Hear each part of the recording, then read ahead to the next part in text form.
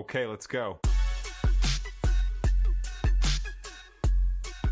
Bonjour à tous, ici Maître Lex, votre juriste préféré. Aujourd'hui, on répond à une question qui revient souvent. Peut-on refuser un contrôle d'alcoolémie?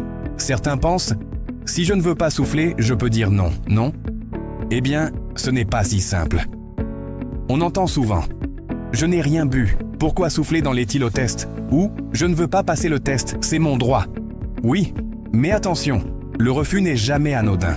Et contrairement à ce que certains pensent, ce n'est pas juste une petite formalité.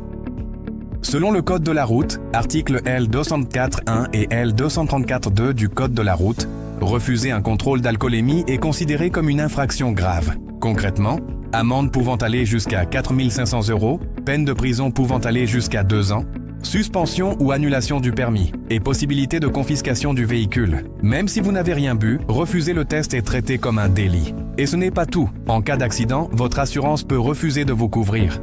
Bref, refuser un contrôle, c'est prendre un risque énorme. Sanctions financières et pénales lourdes, risque de perdre votre permis, responsabilité totale en cas d'accident. Même pour juste une vérification, la loi ne fait aucune concession.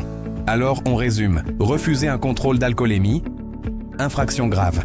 Même si vous êtes sûr de vous, il vaut mieux coopérer. Moi, c'est Maître Lex, je démonte les idées reçues du web et je vous montre que comprendre la loi, c'est protéger votre sécurité et votre permis.